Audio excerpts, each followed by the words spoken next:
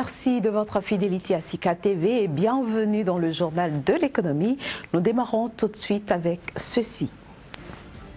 Au sommaire de cette édition, l'Union européenne qui prolonge son embargo sur les produits alimentaires made in Nigeria. La nouvelle interdiction s'étend sur 3 ans.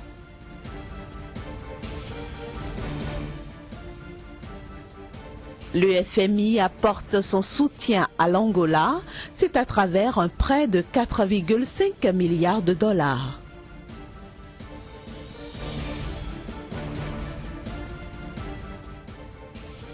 Enfin, la pomme de terre coûte plus cher au Cameroun. Le seau de 10 litres est vendu à 5 500 francs contre 3 500 auparavant.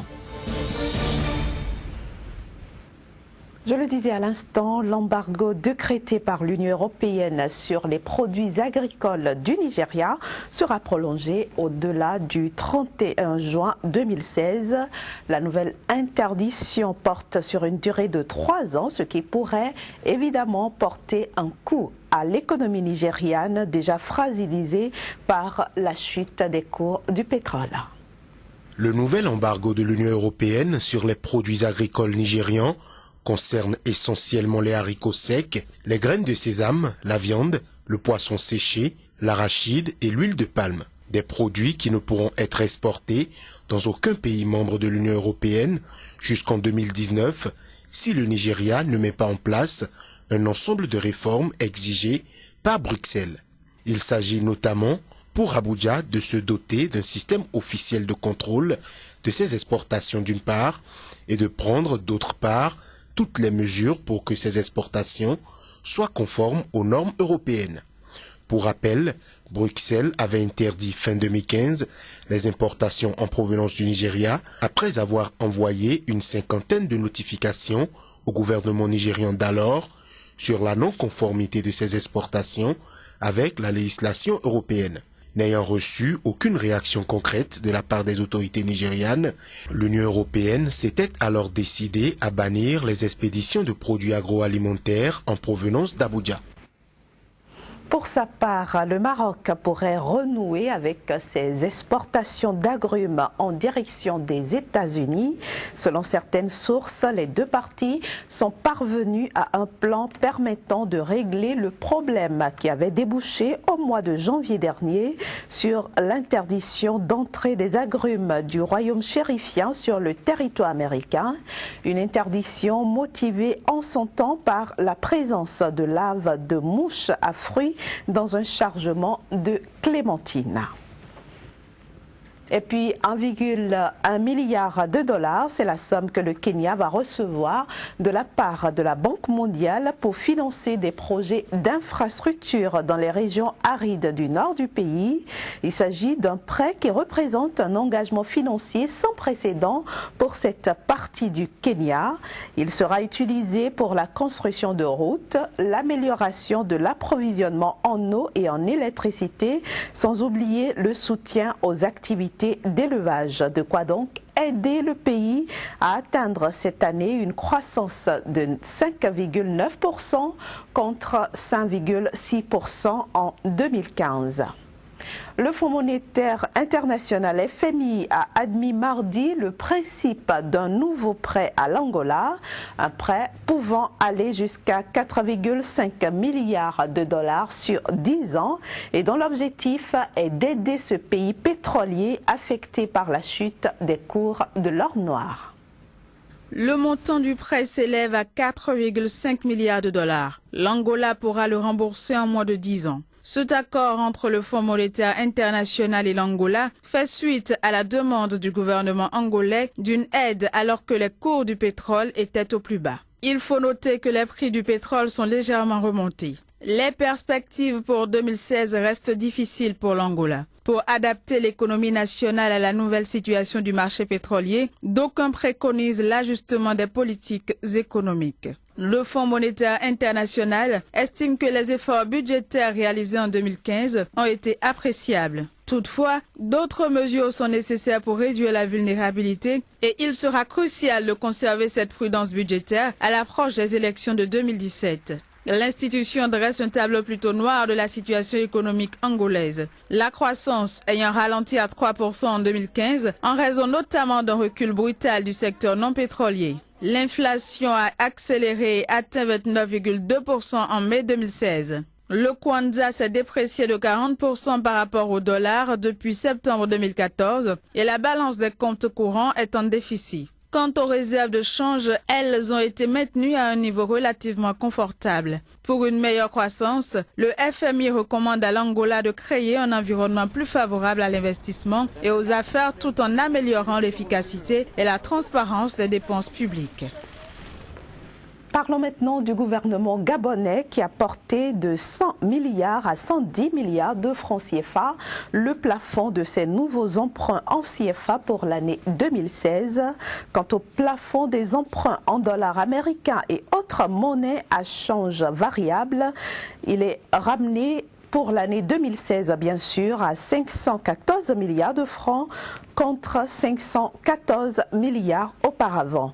En procédant à ces réajustements, le gouvernement gabonais entend contribuer davantage au développement du marché financier régional en densifiant les échanges de titres sur la bourse régionale et d'affiner par ailleurs sa stratégie de positionnement en tant qu'émetteur de référence dans l'espace CEMAC. Direction maintenant le Cameroun où la pomme de terre coûte de plus en plus cher. C'est du moins le constat fait sur place par notre correspondant Narcisse Ouma. Les prix de pommes de terre ont connu une augmentation vertigineuse. L'hôtel de 200 francs CFA n'existe plus. La scène se déroule au marché central de Douala, le plus grand marché de la région. Avant 3500, maintenant c'est 5000. Non épluché c'est 5000, épluché c'est 5500. Cette légumineuse produite en grande quantité dans les régions du nord-ouest et de l'ouest du Cameroun se vendait jadis à 3500 francs CFA le seau de 10 litres. Oui, le seau de pommes aujourd'hui est à 4500 parce qu'on est juste un peu à la période. Mais ça devait coûter moins de 4500 si la production était bonne. Parce que la production des pommes cette année n'est pas bien et ça sort beaucoup de l'extérieur. Il y a le Gabon qui consomme les pommes, il y a le Congo, Centrafrique. Bon, ça fait que la petite quantité qu'on a, on ne parvient pas à satisfaire le marché national. Le sac de pommes de terre de 120 kg est passé de 25 000 à 50 000 francs CFA selon la qualité et la grosseur. Cette cherté s'expliquerait par le coût élevé du transport de la zone de production pour la ville de Douala. Les grossistes avouent dépenser énormément pour se procurer la marchandise. Du coup, les habitudes alimentaires ont changé dans certains ménages à cause de cette hausse de prix. Nous allons boucler ce journal de l'économie comme nous l'avons commencé au Nigeria donc. Et cette fois-ci, c'est pour parler de Dangote Cement. Ce sera juste après cette petite transition.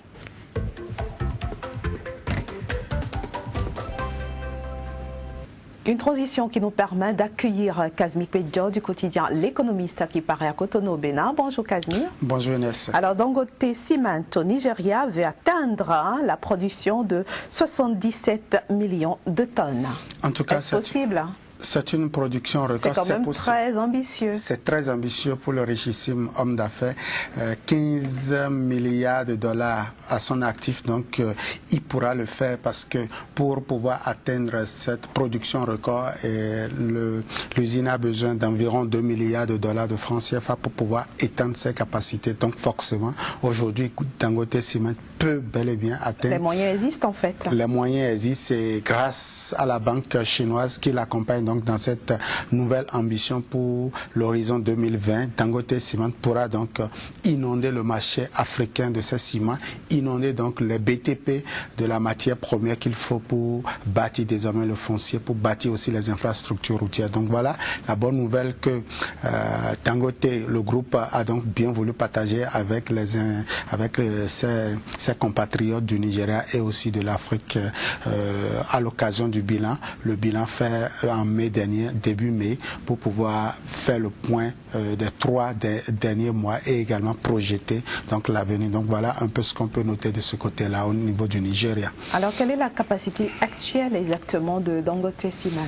Dangote Cement produit en ce moment 43,6 millions de tonnes l'an, soit environ la moitié, soit environ 22 millions de tonnes au Nigeria. Il y a également les unités de production donc du Cameroun, il y a les unités de production de l'Afrique du Sud, il y a l'Éthiopie, la Zambie.